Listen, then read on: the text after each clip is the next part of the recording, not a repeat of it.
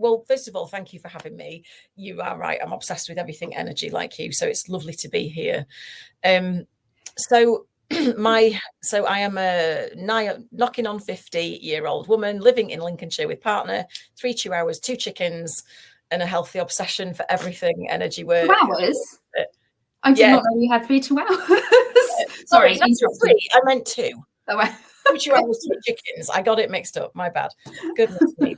Menopause. Yeah, and my journey into EFT was really funny actually, because although in parts not funny, I had anxiety and depression from probably early teens, about 13, and nothing worked. And if anybody's been through that anxiety, depression roller coaster, it's like, I want to be anxious. I feel anxious, but I can't do anything about it because I'm so depressed. And it was hideous. And I tried all manner of things and nothing worked. And the short version is I came across this lady who did a quick tap on cravings for chocolate. And I tried it and I went, nothing has ever stopped me craving chocolate in my entire life. Something must be going on here, right? This can't be a fluke. So then I looked and I found the tapping solution and I did a couple of their courses, utterly hooked. Within a week, I'd booked my place on a practitioner course. Within a year, I'd trained another 2 times with, on the same course, but just a different angle. And then 2 years later, I trained as a trainer. And so wow. So how old were you then? You're still quite young. God, what am I now? 49. It's about 10, 11 years ago when I first trained in it. So yeah, not that young, but young enough. Yeah, let's call it midlife. And I think it hit me like a ton of bricks. You've probably had this, Phil, where you do something and you have that kind of holy cow moment where you just go, oh, this is what I'm here to do. Yeah. And everything just clicked. And in that moment, I was like, oh, I get it now. Like all the rubbish I've been through, all of this stuff. Oh, it makes sense. And my whole body, I'm not kidding. The first time I tapped just went, oh, where antidepressants hadn't worked for me personally, all of the other stuff. And I suddenly just felt calm and quiet. My head quiet. And I just thought, oh. That's so powerful. And I actually want to touch on that later on, because I think that'd be really valuable for some people watching with anxiety and depression. But today we're going to be talking a bit more about how you can use it to help with money. Yes. Yes. And so who am I to be talking about that? Well, ever since I went to uni, I got into the whole, I'll have a little Next account card, and then, I'll have a little overdraft, and I'll have a little credit card. And by the time I knew it, I was carrying around between 40 and 50,000 pounds worth of debt at any given time, right? With loans and consolidation and overdraft and all of that stuff. And I did some training probably about 5 years ago now around money and energetics. I trained with Margaret Lynch, who, for anybody who doesn't know, she used to do a program called Tapping into Wealth, and she doesn't do it anymore. It's called Super Coach. It's a different tack, but it was basically all around the 5 types of money, about your income, your debt, your savings, and all of this. But from an energetic point of view, why is it the way that it is? So I did this training. And then COVID hit and I made a decision to sell my house. And I'm not joking. After all this work, I made the decision, signed the papers. The next day I got a thing of a viewing, cash buyer. They came to see it. They made an offer. I made an extra 18 grand on what I was hoping to make, paid off my debts like that, moved home, and it is all just flowed since then. So it's all because of the work that I've done. And around the energetics underneath the money. And it really isn't what we think it is. No, not at all. So how does that tie in with the tapping for anybody who doesn't understand how it works? Yeah, so the way that it works is there's, generally speaking, and I do, if it's okay to say it now, just to presence it because it's relevant, I got a class, a deeper class on this that people can have for free if they want it, called the Money Map. But I'm going to talk about it now. There's 5 main types of money that Margaret talks about and that I sort of work with. So you've got your income, you've got your savings, you've got debt, you've got income goals and any sort of monetary based goals in your life. And then you've got an insidious little thing called toxic money, which is either things like alimony payments or, court cases that you had to win that was awful. But, you ended up getting some money out of it, but the process was horrible. Battle money, we call it, or payments that you have to get by, but you really don't want them. So it's kind of like, I really don't want to have this. So it might be job allowance, it might be parental allowances, it might be, do you know what I mean? Something you rely on, but you don't want to have to. So there's a lot in that. Now, the premise is that each of those types of money in our lives is at a certain level for a reason. We have some kind of a set point around it. And what creates that set point is that there will have been something that went on in your earlier life. Now, it's usually before 7, 8, 9 years old, but it doesn't have to be. It can be something like a divorce as well. But something, and I'll give you an example of this in a minute to illustrate, but something will have happened. We call it the connected trauma, okay, that happened early on. And you as a child, your little nervous system absorbed the emotion around whatever it was, right? So in a minute, well, I'll give you the full example of how this plays out. Now, as a kid, we don't have the ability to rationalize what's going on at that age, right? No. So we absorb it all, and our little nervous system just goes, oh, something's not right. It doesn't feel safe, or, there's not enough, or I feel guilty, or shame, or disappointment, or whatever. So is that an event or something a parent has said? Yeah, it could be something. So let's go into an example because it's easier. Yeah. So let's have a look at savings, right? And let's do a little thing here. If anybody's watching this or listening to the replay, you can feel free to play along. If you jot down the amount you've got in savings, I'm not asking anyone to tell me their numbers, but jot it down on a piece of paper and then look at the number, okay? And as you look at that number, think about the first emotion that's coming up for you. Normally with savings, it's something like sadness, loss, disappointment. It's not enough, right? That's the one that came up for me. And I'm laughing because at the moment I don't have any savings because I've invested in a lot of different things. I paid debt off, but savings is the next thing I'm working on, right? So I look at my number and it's a nice round number, 0, right? Or pretty much 0. And when you look at that, it doesn't anymore because I've disconnected the emotions. But for a lot of people, you look at that number and you get feelings of sadness, loss, disappointment. It's not enough. Underneath all that, a lot of the time is a feeling of unsafety, right? I haven't got a cushion. Something happens, I'm not safe. Now that whole feeling, it's not the money, it's the emotion. Yeah. So something that happened in the past. So for example, with savings, it might have been the breadwinner in the family might have, like, say if it was mum that was a breadwinner or dad that was the breadwinner, and they lost their job all of a sudden and there was no money coming in. Or maybe they passed away and all of a sudden things were different, right? The style of life was different. There was not enough, or there wasn't as much. And it's that feeling of money was there, but now it's gone. It's that loss, and it's that disappointment, that horrible feeling. That's what gets wired in when that event happens. It's nothing to do with how you're acting with money at the time because you're too young. Right. You're absorbing that emotion. And because when stress or trauma happens, our nervous system absorbs it all. But what actually happens is the limbic system, the emotional center of the brain, is in charge, and it sears in an emotion so that we avoid it in the future.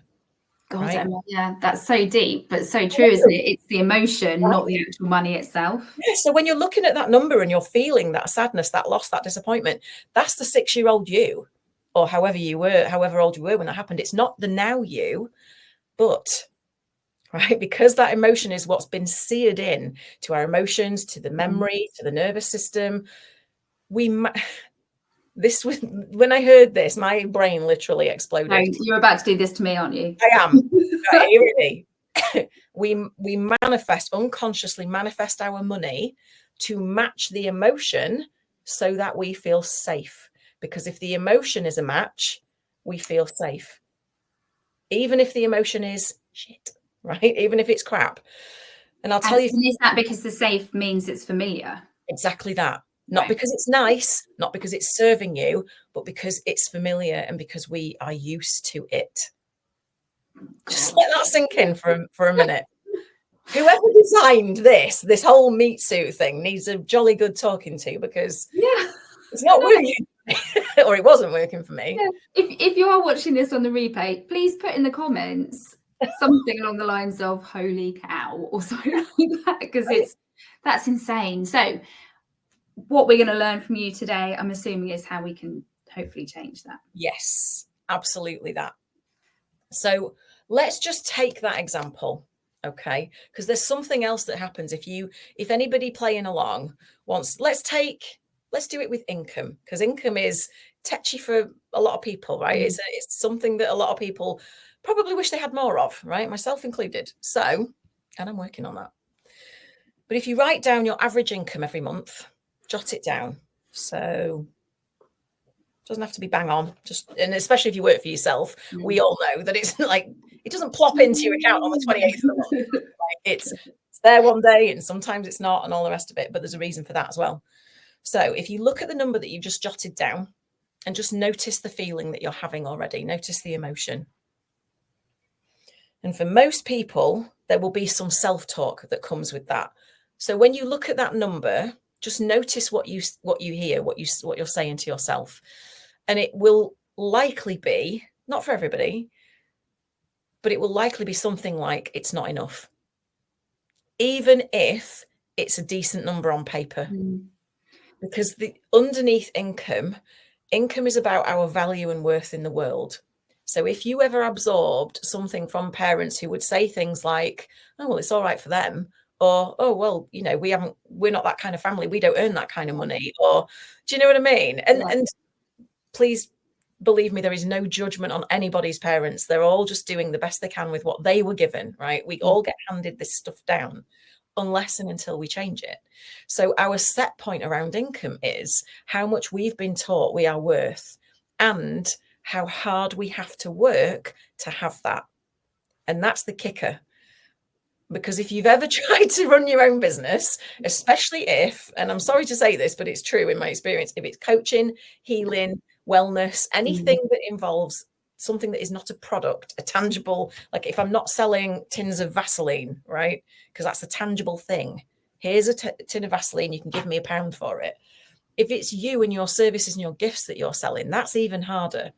Can be. If you've got programming where it says you need a real job, you need to work hard, you need to produce a tangible outcome, blah, blah, blah, blah, blah, right? Most families will have this rule, this unspoken rule, that you have to work hard for your money. You have to sacrifice. It can't be easy. So this is so resonating. Yeah. Like, and also I think when you're employed by somebody, you work hard, and almost like your hard work and not always enjoying it and having to put up with the rubbish then justifies the salary. So then when you go and work for yourself, it's almost like you love what you do. So you then have to justify yourself even more, especially where money is concerned. Exactly that. And here's a beautiful example. Hands up, even though I can't see you, but hands up, anyone who has ever done this. First in, last out. Working on weekends, working overtime. I'll do that project. Yeah, I'll do that, no problem. Shutting your laptop at 9 o'clock at night, absolutely bog-eyed and exhausted. But that's conditioning again, isn't it? In terms of us wanting to be people pleasers. Yeah. And also, guess what it does? So if you earn a lot of money, but you're the first in and the last out, right? And you get poorly because you're always tired, and you're always the first one to do the extra project, and you work all your weekends, people will say, oh, yeah, she earns a lot of money, but oh, gosh, she works long hours, and oh, no, and she's poorly. And it justifies it. It's a way of watering down, because everybody has an income set point.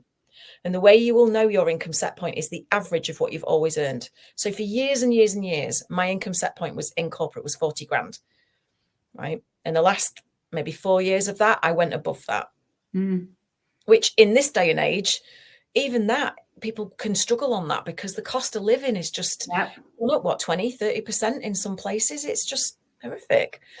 Don't ask me how much a cauliflower is these days. Like, and a loaf of bread, £1.89. I mean, come on. It's crazy. Yeah. So you look at that in proportion and you think, if that's my average income, and then you look at the average income in your family, there will be a set point to that. There's always a rule breaker. And some of this also depends on, and this is getting a bit woo now, but for those of you who like this kind of thing, strap yourself in. We take unconscious vows of loyalty or rebellion towards our family of origin, towards our caregivers, right? So if you have a predominantly a predominant vow of loyalty, you will likely stay underneath that income set point because you don't want to outshine your parents or your siblings or anyone else in your family. If, like me, you have a predominant vow of rebellion, it's always a bit like a flicking two fingers up, a bit of a screw you. I'm going to do things differently. I'm going to, do what you didn't do. But guess what that causes? Because we all, for survival reasons, have a bit of a vow of loyalty, right? Even if it's 10%. So what does that create? It creates battle. It's push me, pull you, push me, pull you. I'm going to do things differently, but I really want to be loyal. Yeah. And then you self-sabotage as well, Emma. Yeah. Yeah, because what happens with this income set point energetically, if you're looking at your nervous system and everything that's been wired in, it works like a thermostat. Everybody knows what a thermostat does, right? Turn your thermostat down to 18 degrees and guess what?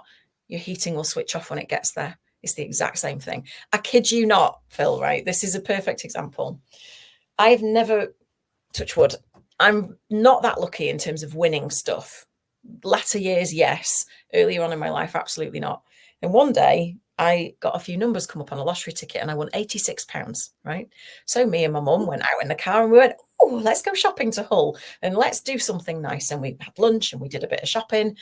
And on the way back, my car broke down and guess how much it cost to fix it? 86 quid. I'm not even kidding. I'm not even. I thought you were going to say you got a flat tyre. I did, and it was a run flat because I had a mini run flat, and to replace it at the time, it was £86, and I was like, really? It's insane, isn't it? How your mind works, honestly. You might also find yourself, like if you work in corporate, right? Or even if you work for yourself and you land a big client and a lot of money comes in, and if you haven't worked on this money set point, you'll find a way unconsciously to get rid of that money. Yep. Yeah. Right? Yes. Because that's your set point. You don't earn more than that. The value and worth of us in our family is this. And you won't earn beyond that unless and until you deal with the energetics. So how do you deal with the energetics of it? You get to tap. So in this money map class that I've got for the whole 5 types of money, I take you through it systematically. We can do a bit today with pleasure if you want to do yes, that. Please. Yeah. We'll pick a money type, right? And then you can do the rest of the class. But the way that it works is you identify the emotion, you identify the self-talk, because in energetic terms, and what I teach my students is that there's always an outer casing, right? So you've got the what's going on. Let's say the what's happening is the tin of Vaseline. So that's the issue. Then you've got how you react to the issue, like a concentric circle, right? And then you've got how you feel about how you react to the thing. So put that in context. You've got an earning situation. You earn X amount, right? The circle around that is, and that makes me feel unsafe or that whatever. And then the circle around that means, and earning this much means, if you look at that amount that you earn and finish the sentence, this means I'm not asking you necessarily, Phil, but what is the first thing that comes into your head? So if I point at that, this means I'm, the word that came into my head was capped, but a lot, because I've done the work in terms of self-judgment, but what comes up for a lot of people is, this means I'm pathetic. This means I'm a loser. This means I'm not clever enough. This means I'm a bad decision maker. This means I'm irresponsible. This means all that horrible, vile stuff that we hopefully would never say to anybody else, right? But we say it to ourselves. We say it to ourselves really readily. But you know what happens with that outer casing is it keeps the problem stuck. So we have to tap on that too, that self-judgment, because unless and until you deal with that, it's not going anywhere. It acts like a glass ceiling, and it doesn't matter what you do, you can't get past it. But you can shatter it with tapping. Then the third aspect of each of these types of money is the connected trauma. So it's what event came up that left a feeling of sadness, loss, and disappointment. So if we look at debt, for example, there'll be people with debt. I've still got a little bit from investing in my business and things like that, which is getting paid off, and it's all fine. And I don't feel this about it anymore. But when I had the debt before, and what is common for debt is shame. Yep. Right? Shame and guilt. Huge. Now, back when you were pre 7 years old, you wouldn't have probably done anything to feel shameful or guilty about to do with money because you're too young. We don't have money at that age, right? Yeah. But something will have happened back then to shame you. So it might have been something as simple as, here's the example that I give in that money class, is that, let's say, for example, you washed your neighbour's car or you swept their front driveway of leaves, right? And they gave you £1. And maybe your parent or caregiver took it off you and said, don't you dare accept that. That's wrong. That's a hot stove moment. That's what they call a hot stove moment in psychology, right? So that's shaming you about money. I'm not it. Now, that feeling of shame, the limbic system is in charge. It acts like a trauma because we don't know how to deal with that age 7. We can't rationalize it. Our adult part is not in charge. So it sears in to the nervous system. And shame manifests in our money as debt. Because when we look at debt, you can prove it yourself. Write down, if you've got debt, write down the amount that you've got and look at it. What's the first thing that comes up when you look at that number? Bang, shame. This means I'm what? Yeah. Pathetic, a loser, blah, blah. And you'd never know as a parent not to say that, would you?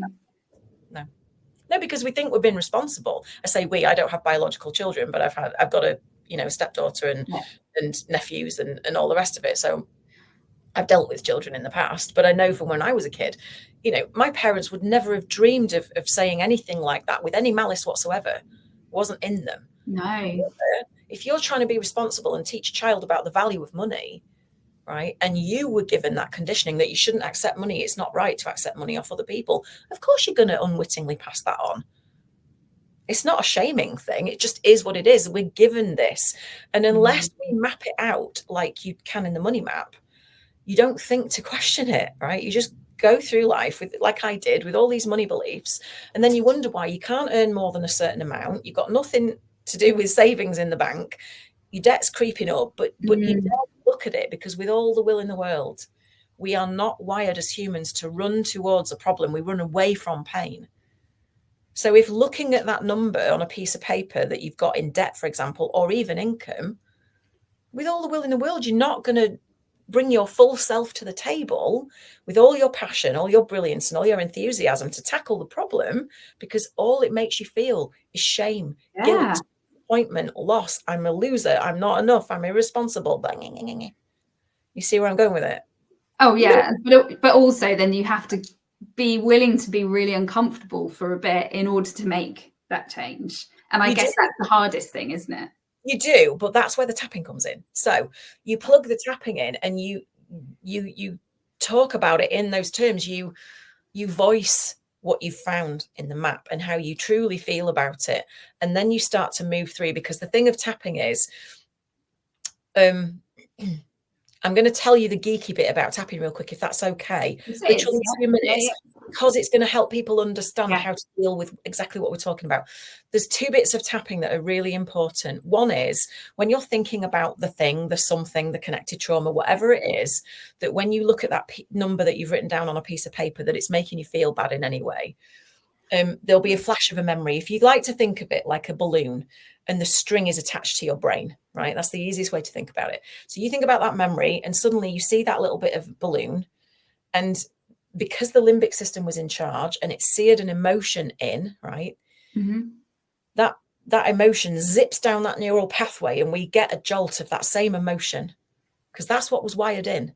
So every time you think about money, every time your phone pings with a reminder that you're overdrawn or that a bill is coming out or whatever, every time you go to a car park machine and it asks you for money, every single time it reminds you of money, that's what's happening. And you're getting a jolt of that same over and over and over again, and it's putting you in a stress response.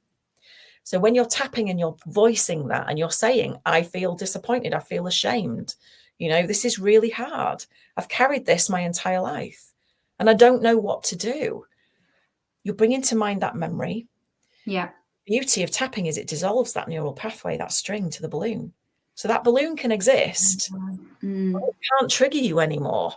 Part 2 of that magic recipe is that the negative charge of that emotion that was seared in, that zips down that neural pathway to give us that jolt again. Depotentiation is what happens. So when you're tapping, and you're feeling that feeling again because you're thinking about the thing and it's giving you the zap, depotentiation literally dissolves the negative emotional charge that you feel. Can you see how powerful that is? Yeah, I have no idea what that word means, depotentiation, by the way. Sciencey thing. I don't. It just means the potential. You know, the kinetic, the energetic potential of that very emotion is neutralized, taken away. Yeah. Yeah, dissolved, removed. Yeah. And for anybody who's watching who doesn't know what tapping is literally, as you just demonstrated very briefly then, how would you, under the collarbone points. So we've got various acupressure points. So if everybody knows acupuncture, it's some of the same points of that, but not like there's hundreds of acupuncture points. So we deal with the top 9 that are on the face, at the eyebrows, side of the eye, under the nose, on the chin, under the collarbones, under the arm, and top of the head. And there are some on the fingers, but that's getting complicated. So as a cheat, all of your meridians go through under the collarbones. So if you trace your collarbones in, just drop down underneath the central point of the collarbones, you can just tap under there. And if you're thinking about money right now and you're going, oh my God, what am I going to do? How am I going to get out of this hole? Or whatever it is you're thinking and saying to yourself, it takes 90 seconds for an emotion to pass through the body. So roughly. So if you tap and breathe, thinking about how little money you've got in your savings account or your debt or whatever, and you just take some deep breaths, you don't have to say anything. What's happening is it is dissolving that pathway, that neural pathway to the emotion that made you feel that way about money in the first place, whatever the thing was that happened. And it is also neutralizing that negative emotion faster. That coupled together means you can think about that thing, no neural pathway linking to it anymore, and the emotion that was seared into your brain and your body and your nervous system to do with that thing is gone. So it doesn't. Amazing. So my money, I have loads of money stuff, but I moved to London when I was 22, and the first month that I was there, I went massively overdrawn without actually thinking about it, because obviously it's London, it's much more expensive, and I had to phone my mum to ask for help. And then since then, I've been really like frugal, I guess, for want of a better word, around money, like comparing prices and everything like that.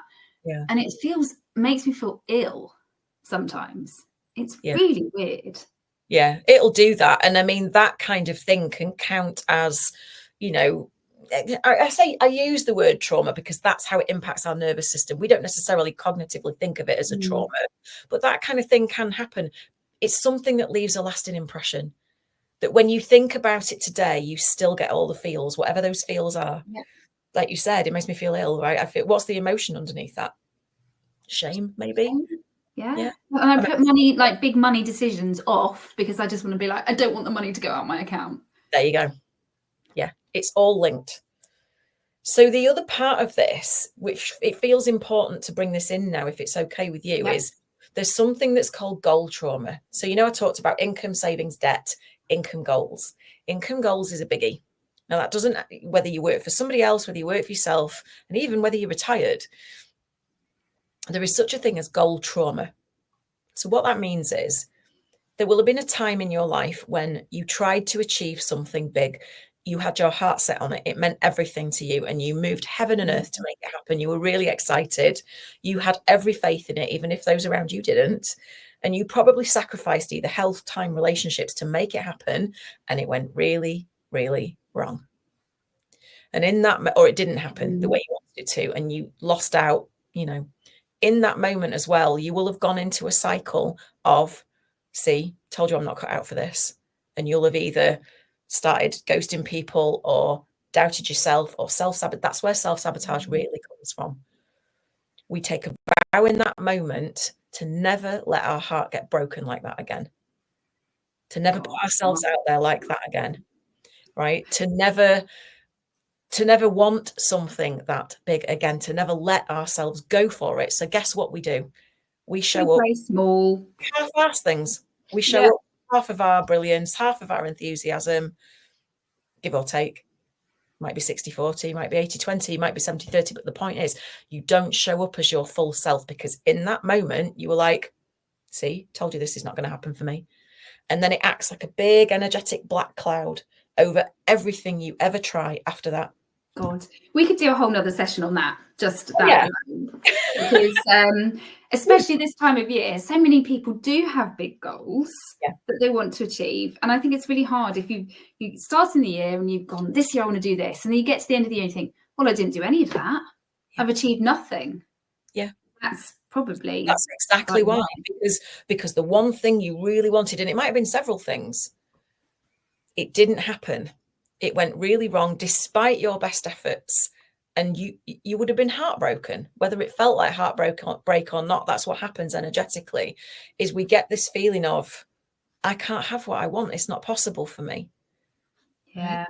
So we temper our dreams. We temper our attempts at getting them to happen. We make do. We go, I don't really want that. This is enough. This is fine. Yes. I'm fine with this over here. No, it's fine. No, it's fine. Oh my God, yes. I know, so how do we get past that? It sucks. And so the process is the same. You identify the emotion, you identify the self-talk, you identify the goal that happened that broke your heart and the cycle that you went in. What action did you take at the time that contributed to that then spiraling down and not happening? And what did you say to yourself as a result? Now, there will always be a gift and a calling in what happened. There'll be some kind of way that you can dive into that. And this is what I do in like the money trauma sessions with people that I work on. But to guide you, if you wanted to try it, you have a look at, and I advise people to tap while they're doing this because it eases the feelings that you get, right? And you can tap along with us if you want to. You think about what happened, you kind of replay it in your mind. And you think, well, actually, is there any way that maybe I could have known that that was going to happen? And likely, no, there isn't. That's just the way things go sometimes. And so that being the case, then, can you find like a little fingernail full of compassion for yourself that actually you were doing the best you knew how at the time? You were really going for it. It was a big deal. And if you're a business owner, I reckon a lot of people will be watching and thinking, God, that's what I did with that particular product or launch. And is it the case then that you just kind of go, oh, well, nobody wants it anyway, I'm just going to stop showing up? Exactly.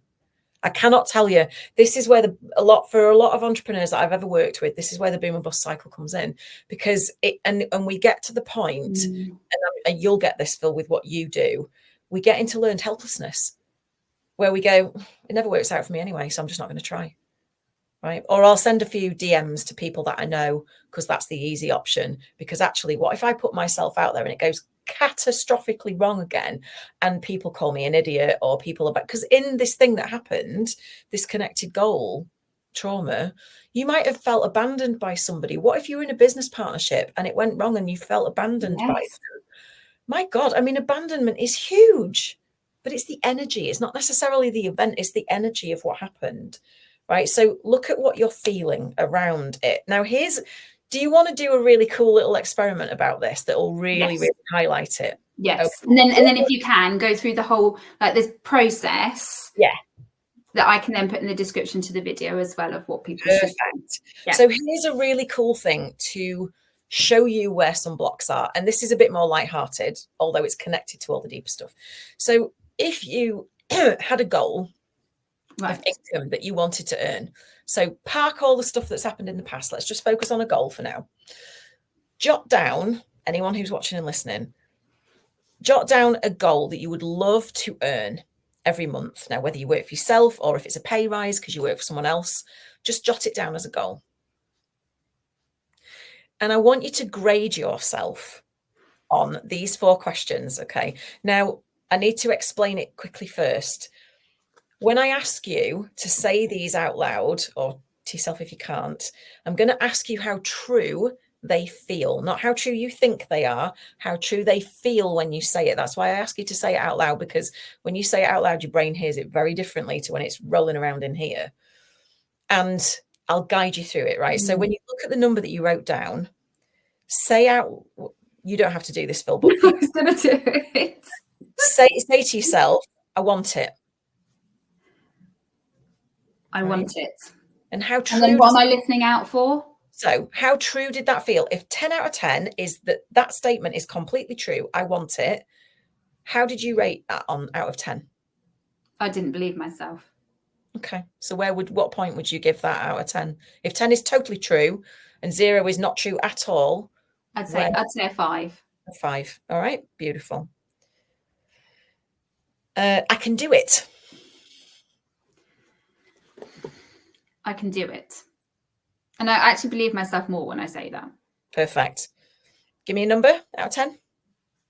Let's say 6. 6. Beautiful. Here's the kicker. I deserve it. Now, for people watching, I've actually done a lot of work on this. This is obviously what I do as well. So I am increasingly believing that I deserve it. Love that. Perfect. And then the last one is, it'll probably be really hard. But I don't want it to be hard. Yeah, but it's not about how much you want it to be hard or not. It's about how true that statement feels, right? I know I'm It will probably be really hard. It will probably. Does that feel true? true? Yeah. Of course it is. See, that's the tricky one. That's the one that is likely, if you've got a belief or a family thing that you have to work hard for your money, that's likely to be a high score. Right. So say I said, hypothetically, and this is not what I've written down, I want my income to be 50 grand a month. Yep. How would I go about actually removing that perceived ceiling that I've put on my income potential, and actually start to allow myself to lean into the energetics that support it instead? That's a great question. We can do some tapping if you're up for it, but otherwise I can just explain the process. It's up to you. Both. So you explain the process and then we can do a bit of tapping. All right. So the process is very similar. You look at your scoring, right? So if let's say if I can do it was the lowest, then you know it's about your belief in your ability to actually make it happen. If I want it is the lowest, then it might be that number isn't big enough and you want a bigger number, right? Or that you want a smaller number. It means there's resistance there to the number itself. So you can play around with a different number and you can score yourself again. If it's I deserve it, that's very telling. Now, what I'm going to do, and this will highlight it more, is I want you to double that number and write it down. This is how you find out where the sweet spot is. Double the number. Oh, I love this. Yeah. Right. Now, we'll do it again. Say for me, I want it. I definitely want that more. There you go. There she is. How much is that out of 10? Let's say a 7. All righty. I can do it. That's sometimes, lower. Yeah, sometimes the bigger the number, the less faith we have in our ability, but that's normal, right? So that's lower. Before we go through this, Emma, I can tell you straight away, every time we do it, the one that's going to be the lowest is it will probably be really hard. The lowest or the highest? The lowest. Because you feel it'll be really easy? No, because I feel it will be really hard. So that's the thing. So it will be the highest. Yeah, because it's how true it feels. Okay, so what about I deserve it? The doubled number. Up or down? Up. Beautiful. Because you've done a lot of work around this, so that tells me that you have, and it'll probably be really hard. Is that a 10 out of 10? Or near enough? 9? Yeah. And you know what? So you've got really good scores, even at a higher number. You want it more. You feel more, even more deserving of it, which is brilliant. I can do it's gone down a little bit, but that's okay, because sometimes we don't know the path. But the problem is that all of this energetic gunk that is flooding around our nervous system, about it, stress takes your thinking mind offline. We know that, right? So right now, when you're looking at the how and the logistics and the logical side of it, your prefrontal cortex has gone off to the bar for a pina colada, because it's like, not a clue. Yeah. You can prove it to yourself even more if you set a goal to earn. Let's say I said to you, right, Phil, let's set a goal that you're going to earn 10 million next year. Now, I don't know. There you go, you see. So immediately we choose a really big goal. Oftentimes the brain just dissociates and goes, yeah, that'll be fine. Yeah, I can do that, no problem. So the I can do it goes up because we dissociate from it, because it's so massive. So it's finding that sweet spot. Do you get me? Yeah, but it's not for anybody, especially with a business. It's not like completely beyond the realms of possibility. It's just how much action are you prepared to take? And in order to do that in the first place, you need to, one, believe in yourself, but also know what the hell you're doing and just get out your own way. Yeah. And that's a massive part of it. And the tether that keeps all of that limited is the energetics underneath. So when you're tapping, as we said, about the depotentiation of the emotions and things like that. So what we would tap on is, you know, even though there's a part of me. So should we do a little bit now? Yes. Okay. So talk through the process. Okay. So what we're going to do is we're going to tap 3 times on the side of the hand. I'm going to take you through a full tapping process now. Yeah. And we're going to do a setup statement, which I'll talk you through in a minute. Then we're going to go onto the eyebrow with 2 fingers. So just at the start of the eyebrow. Then we're going to go outside of the eye on the bony bit. Then under the eye, under the pupil on the bony bit. And we'll go under the nose in the middle. Will you talk through where you're supposed to do it? Because if you're watching, I've done this very briefly as part of a different program, but it's not part of my daily routine, which it probably should be, shouldn't it, Emma? Not at all. Always. It's life-changing. So then in the crease of the chin in the middle, I will guide you around in a minute. Then underneath the collarbones. Yeah. And then on the bra strap, pretty much underneath your arm. You can either reach over or do it like that. And then all around the top and the back of the head. Those are the points. Excuse me. And what I'm going to do, okay, is just take you through a couple of rounds of proper tapping. And I'm going to use typical kinds of emotions for this. So if the words that I'm saying don't resonate for anybody listening, change it to how you feel. So if I say disappointed and your emotion is guilt around it, say guilt. Okay, just substitute, play with it. Or you can tap where I tap, say what I say, and just see how you feel, because oftentimes we feel things and we don't realize we feel them. Okay. Or you could just play the game and tap along. Okay. I will. So I'm going to give you the space to repeat after me. And when Phil is repeating, you guys can do it too if you're watching and listening. So even though there's a part of me. Even though there's a part of me. That's carrying old emotion. That's carrying old emotion. And it's manifesting in my money. And it's manifesting in my money. Right here and right now. Right here and right now. I'd like to give myself some compassion about this. I'd like to give myself some compassion about this. And if that feels hard, just lean into how nice it would be if you could. Yes. That makes sense. Yeah. And even though parts of my money have been really difficult. Parts of my money have been really difficult. And these emotions have really kept me stuck. And these emotions have really kept me stuck. Right here and right now. Right here and right now.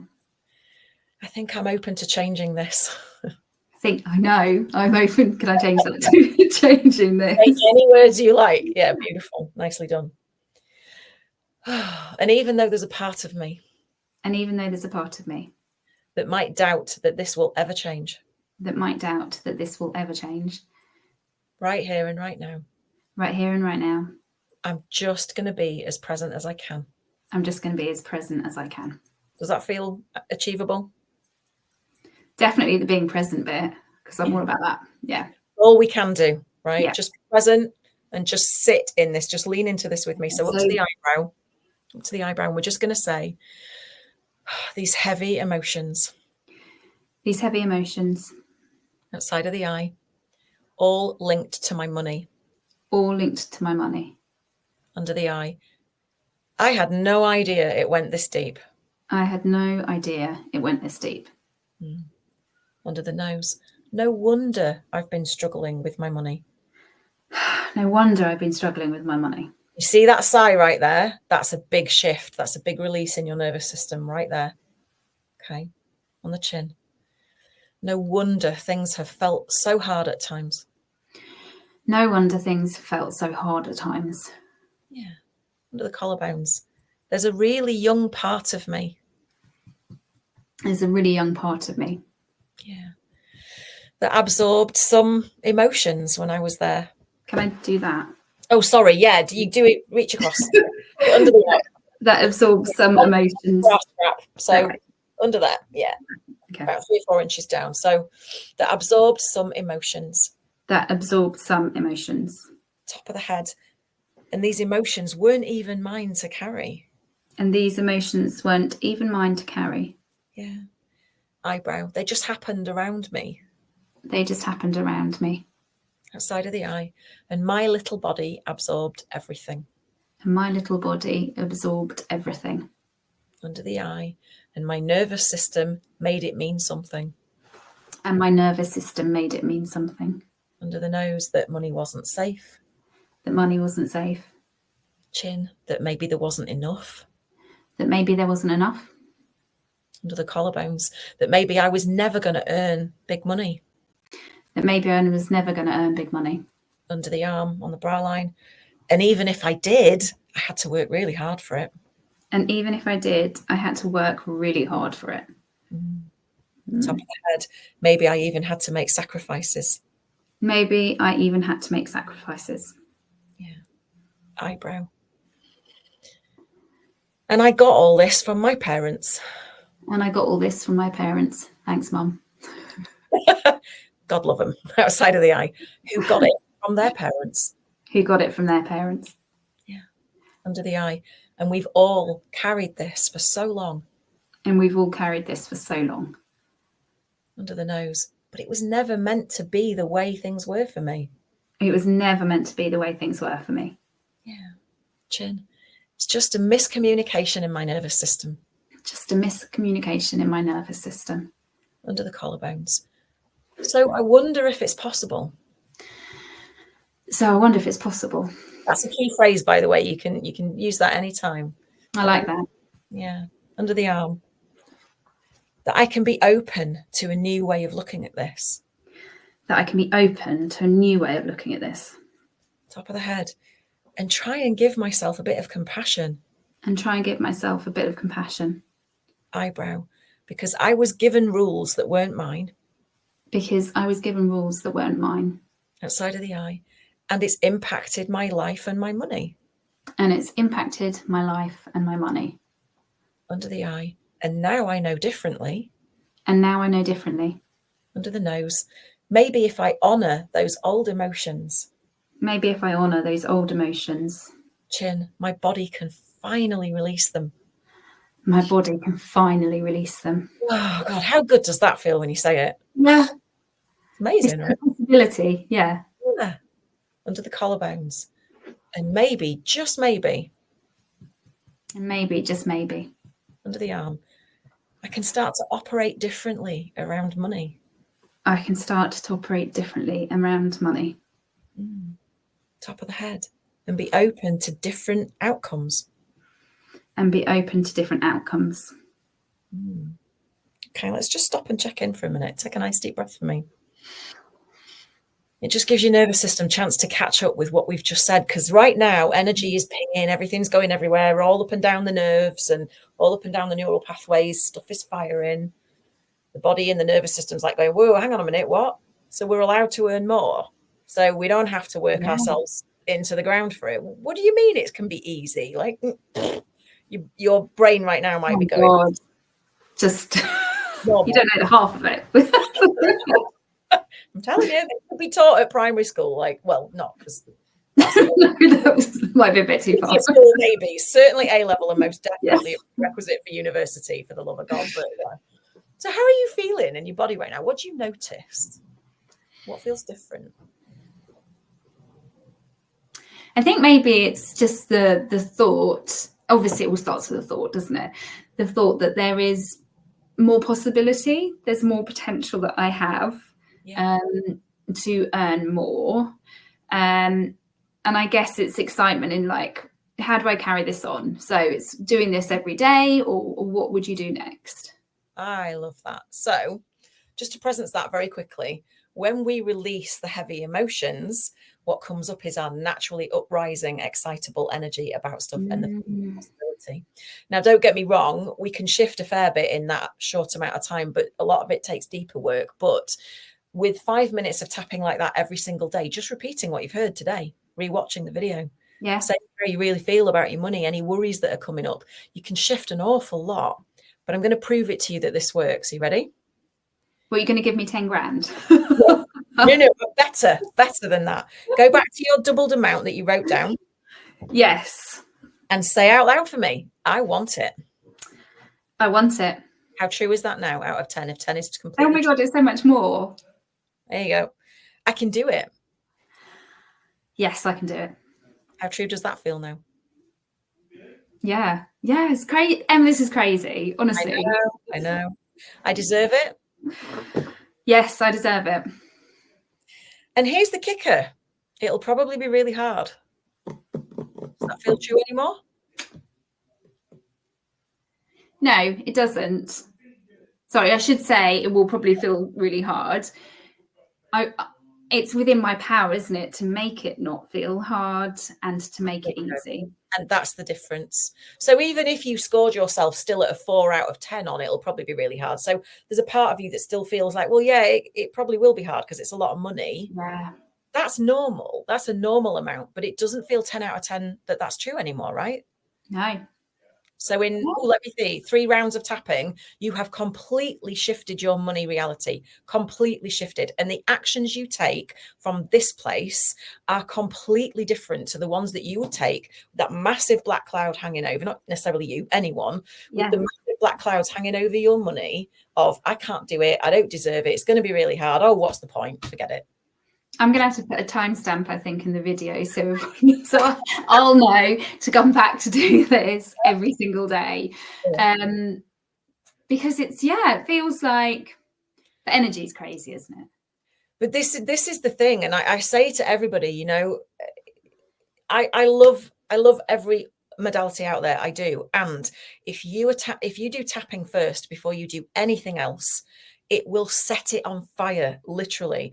The power that you will then get with your action taking, with your coaching stuff, with your mindfulness, with your meditation, everything else, because you've dealt with the resistance underneath it, what I call the blocks beneath the blocks. If you don't deal with that, you're going to be battering your head against a brick wall, trying to make stuff happen. And it's not. And then what happens? You start telling yourself, God, I'm rubbish at this. Why is this so difficult? Right, I've got 2 questions on that. One, was that sort of a set script that you followed? No, it just came to your mind? It just came to me then. Yeah. And 2, please, can we do some kind of money thing next year on tapping as a series? Yeah, because you and me together with money would just be. I know. It would be so cool. Yeah. I know. So what we'll do if you're watching this is put a kind of almost like a process. I'll get it from Emma in terms of how you should, like, what you should do first and how you should follow it. Yeah. What would be your sort of closing advice on making sure that you, one, believe in yourself, but also that you keep those blocks to a minimum? Daily tapping, for one. If you've never done it before, I've got a resource that you can have that's free called 7 Steps to Calm, or you can watch the daily tap. It's on my Evolved Energetics I'll Facebook. put a link to Emma's channel. Yeah, there's 9 years worth of videos in there, so knock yourself out on that. But any kind of tapping every day is a cumulative effect, right? That's the first thing. And the second thing is, I want you to hear me when I say this. Please realize from this, if you don't already, this is not your fault. Yes, it's your responsibility to take action now, but it's not your fault. It's just the way the nervous system's wired. It's just the way we're wired as humans. You didn't mean for this to happen, but now you know this, and I'm going to give you the money map and the script to go with it, the class. It's a video class and a script that you can customize with your own emotions in it. You can have it. Share it. Send it to anybody else who needs it. It needs to be out there in the world. It's not your fault. And I hope that gives you a sense of relief, because I don't want anybody to struggle like I did with the shame of debt and all the rest of it. So just know you're not doing it on purpose. It's just the human condition. Oh, Emma, this has just been absolutely amazing. And just because you touched on it earlier, I want to mention the anxiety and depression. Yeah. I'm assuming there's videos that they can follow from you from doing that, going through that as well, because I know that's really obviously helped you, and that's how you got into it. Massively. I've got tons I've got tons of stuff on my Facebook page. If you want more specific stuff like that, let me know. I've got a couple of free videos that I can send people. In fact, I can just send you the link and you can pop it in wherever you want. Yes. Yeah. Or your YouTube channel as well. Or my YouTube channel. Yeah, that's growing. It's not as evolved, let's say. Facebook, I grew up on Facebook, so if you want anything, it's likely to be on there. But there's lots of classes that I've done that I can just send you links for, so you can have those with pleasure. Emma, you have been amazing. I really enjoyed doing that genuinely with you because you're so knowledgeable as well. So thank you so much for sharing that with us. And I think, yeah, let's wrap that up there. But I'm thinking maybe watch this space. Like, obviously, I'm just commandeering you to come do stuff with me, but you know me, I'm a 2-4 Manny Jenny. I'm up for anything new and shiny and sparkly and fun. So yeah, brilliant. So yeah, please comment below whether you enjoyed the video if you're watching this on the replay or on YouTube. Any questions that you may have for Emma as well. I'm sure Emma would be more than happy to answer those. But thank you for the next instalment of my hope session. So brilliant. Take care, everyone. Bye.